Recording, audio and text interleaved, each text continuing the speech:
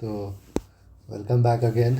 इससे पहले मैंने एक जेपीएससी सिविल सर्विस के पैटर्न्स पे एक वीडियो बनाया था, आप उसे देख सकते हैं समझने के लिए कि कैसे कैसे मार्किंग होती है जेपीएससी में। और आज हम डिस्कस करेंगे जेपीएससी का प्री का सिलेबस। प्री में जैसे मैंने बताया था कि 2 पेपर होते हैं, GS1 GS2, दोनों के 2 मार्क्स 200 मार्क्स के होते हैं। ये रहा देखिए, GS1 200 मार्क्स और ये है GS2 200 मार्क्स। तो आज हम लोग सिलेबस देखते हैं जेपीएससी प्रीलिम्स का सिलेबस इतना वास्ट है कि हमें एक एक को आराम से देखना पड़ेगा। आपको सिलेबस कम से कम पेपर से पहले 10 बार 20 बार जितना बार हो सके आप देख लीजिए। जितना ज़्यादा बार देखेंगे उतना अच्छा रहेगा। यहाँ पे 100 क्वेश्चन रहेंगे टोटल प्री में, पेपर 1 में, GS1 में। टाइम मिलेगा 2 घंटा और 2 मार्क्स के रहेंगे 200 क्वेश्चन।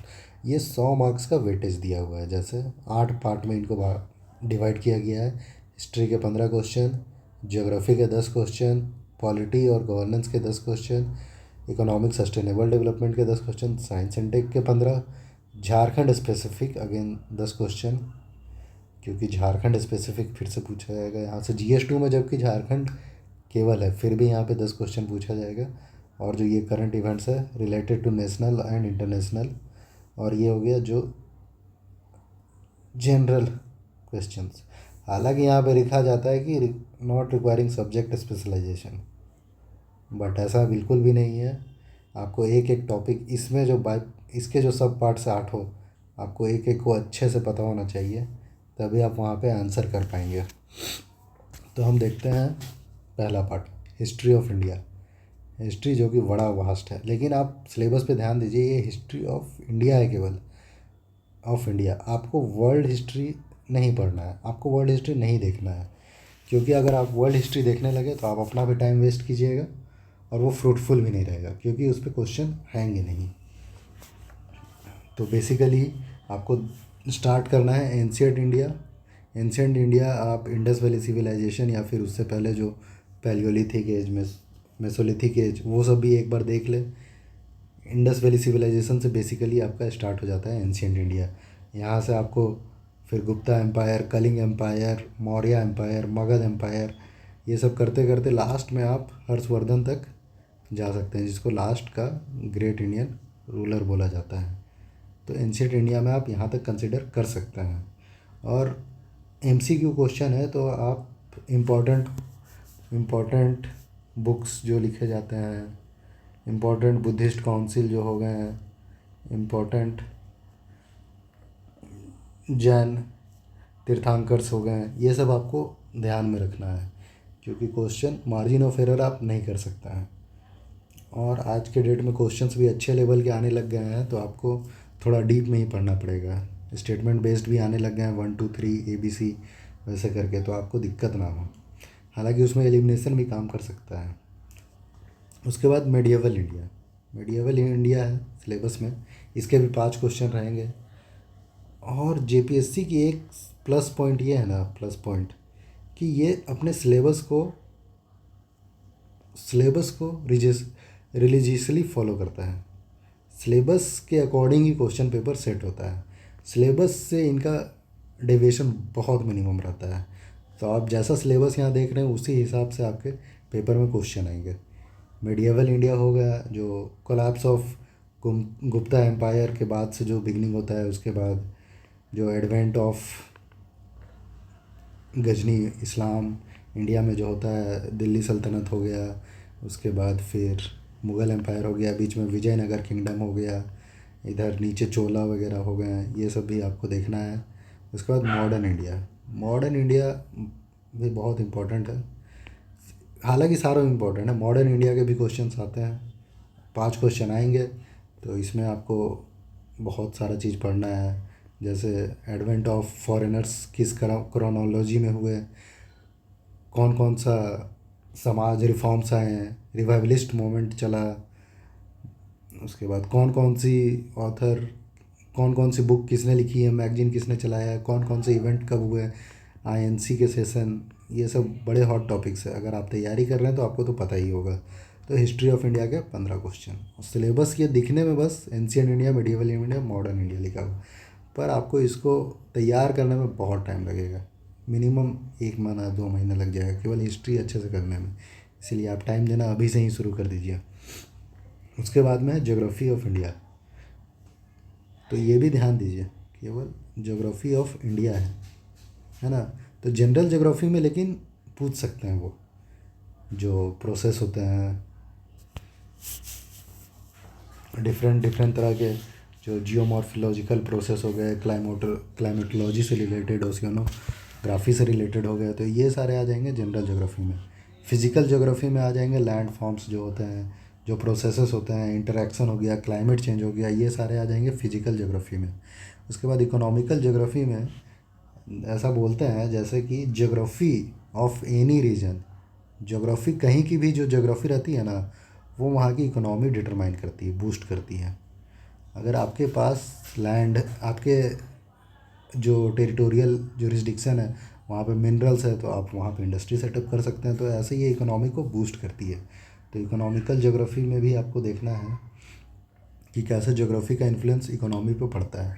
उसके बाद सोशल एंड डेमोग्राफिक ज्योग्राफी, मतलब ह्यूमन वहाँ पे रह रहे हैं, जो ट्राइब्स हो गए हैं, ट्राइब से रिलेटेड, और वो कैसे उस ज्योग्राफी को मेंटेन भी कर रहे हैं। ये ऐसा नहीं है कि एक्सप्लॉइटेशन ही करते जा रहे हैं उस ज्योग्राफी के। तो ये हो गया आपका ज्योग्राफी ऑफ इंडिया। थर्ड है आपका Indian polity and governance. Indian polity में सबसे पहला पार्ट है constitution of India, 4 question. Constitution, civil service की तैयारी कर रहे हैं आप, आपको तो कॉन्स्टिट्यूशन ऑफ इंडिया, उसके पार्ट्स, शेड्यूल, आर्टिकल, अमेंडमेंट्स, ये तो टिप पे होने चाहिए। कहीं से भी कुछ क्वेश्चन आ सकता है। जैसे जैसे पूछा गया था कि पेशा को एक्सटेंड करने के लिए शेड्यूल ट्राइब्स में कौन सी कमेटी ने रिकमेंड किया था, ये सवाल पूछा गया था। तो आप अच्छे से पढ़ सकते हैं अमेंडमेंट्स जो हो गए, कमिटीज़ वगैरह जो हैं। उसके बाद public administration and good governance. Good governance जैसे 25 दिसंबर को मनाते हैं हम लोग गुड गवर्नेंस डे।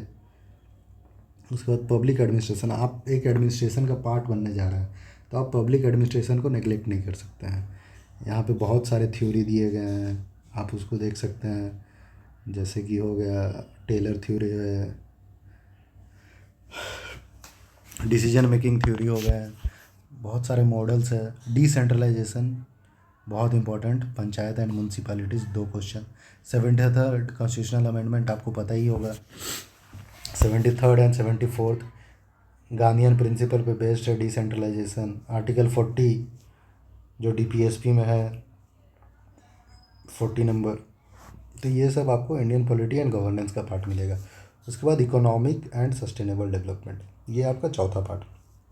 तो इसमें basic features of Indian economy जैसा CRR, SLR, physical deficit, budget वगैरह, ये सब आप इसमें इंक्लूड कर सकते हैं। उसके बाद है sustainable development and economic issues. Sustainable development जो 2015 के बाद से बहुत इंपॉर्टेंट हो गया। SDG 30, SDG 17 गोल्स जो है 2030 तक पूरे करने थे। ये सारे गोल्स आप ध्यान में रखिएगा, सीधे क्वेश्चन आ सकता है। इकोनॉमिक इशूज़ जो पर्टेनिंग है, इकोनॉमिक इश्यूज़ बहुत तरह के होते हैं, है ना। फाइनेंस, मनी किसी भी ऑर्गेनाइजेशन को चलाने के लिए एक ब्लड लाइन होती है, तो इकोनॉमी का बहुत मेजर रोल रहता है। उसके बाद जो रिफॉर्म्स आए, ग्लोबलाइजेशन हुए, इकोनॉमिक रिफॉर्म्स इंडिया में बेसिकली 1991 वाले को बोला जाता है, जो कि LPG रिफॉर्म्स है। तो ग्लोबलाइजेशन से क्या क्या इम्पैक्ट पड़ा है इंडियन इकोनॉमी पे, वो पढ़ना है आपको। ये हो गया 5वां number. Science and tech, general science, इसमें फिजिक्स, केमिस्ट्री, बायो के जो बेसिक क्वेश्चंस रहते हैं वो आ सकते हैं, कोई न्यूमेरिकल भी पूछ सकते हैं। फिर एग्रीकल्चर से रिलेटेड और टेक्नोलॉजी डेवलपमेंट, ये बहुत एग्रीकल्चर में हम टेक्नोलॉजी कैसे यूज करके जो प्रोडक्टिविटी बढ़ा रहे हैं लैंड की, जैसे फर्टिलाइजर्स वगैरह हो गए हैं, यूज करना है किस रेशियो में हो गया, सॉइल हेल्थ कार्ड स्कीम हो गया। उसके बाद फिर ड्रिप इरिगेशन हो गया, जो फ्लड इरिगेशन को ख़त्म करके ड्रिप इरिगेशन पे करना चाहिए। जो लैंड हम यूज करते हैं, ये सब भी बहुत ज़रूरी है। हम ड्रोन का यूज कर सकते हैं पेस्टिसाइड और फर्टिलाइज़र्स को छिड़कने के लिए, ताकि वहाँ पे पर्सन का इंटरेक्शन ना हो। ये सब चीज़ें, IT तो one of the most important 3 question है, पर ये भी बहुत ज़रूरी है। स्पेस से रिलेटेड हो गया, कंप्यूटर आज के डेट में बहुत ज़रूरी, कंप्यूटर आपको आना ही चाहिए, बेसिक तो आईटी आपको पता होना चाहिए। उसके बाद F नंबर है झारखंड स्पेसिफिक क्वेश्चन, जो इसके history, society, culture and heritage. ये तो आप जैसे पेपर 2 के लिए तैयारी करेंगे तो आपका ये पोर्शन भी होता जाएगा साथ ही साथ पैरेलली। तो ये झारखंड के बच्चों के लिए प्लस एज 10 क्वेश्चन, मतलब 20 मार्क्स बहुत होता है। नेशनल एंड इंटरनेशनल इवेंट्स ये हो गए हैं जो डेली आप ईयरली मंथली जो चल रहा है, जैसे अभी लोकसभा इलेक्शन हो गया, फिर अभी झारखंड में विधान असेंबली इलेक्शन है। ये सारी चीज़ें बहुत इम्पोर्टेंट है, इसका इम्पैक्ट क्या पड़ रहा है।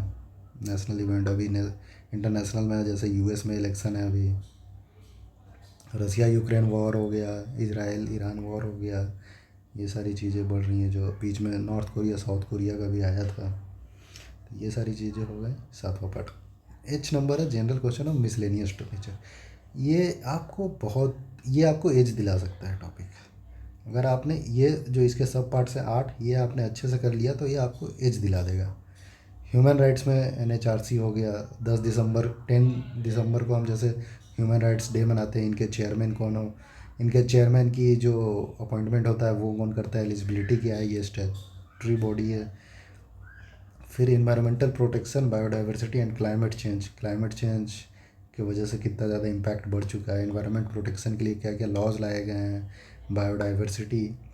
अर्बनाइजेशन हो गया, जो अर्बनाइजेशन का रेट कितना ज़्यादा बढ़ चुका है इंडिया में। अब तो अर्बन रूरल कंटिन्यूम हो चुका है, अर्बन एंड रूरल कंटिन्यूम।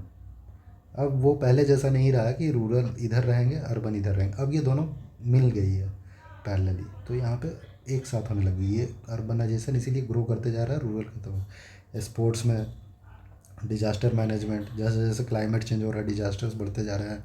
अभी MP की गवर्नमेंट ने हीट वेव को एक डिजास्टर डिक्लेयर कर दिया है।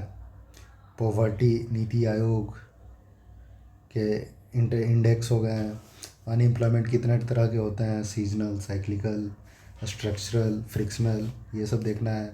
अवार्ड्स, उसके बाद United nation and other international agency, जो UN बना था 1945 में ब्रेटन वुड्स कॉन्फ्रेंस के बाद। तो ये सारा टॉपिक है आपका GS1 के लिए। I hope I have given, मैंने ऊपर ऊपर से आपको समझा दिया है सिलेबस। आप इसे पढ़े, थोड़ा समझे, टाइम दे, एब्जॉर्व करें। एक बार आप पढ़िएगा तो थोड़ा सोचे, एब्जॉर्व करें, तब आपको ये एक एक टॉपिक आपके ज़ुबान पे आ जाएगा और आपको बहुत हेल्पफुल मिलेगा। So thank you guys for watching the video.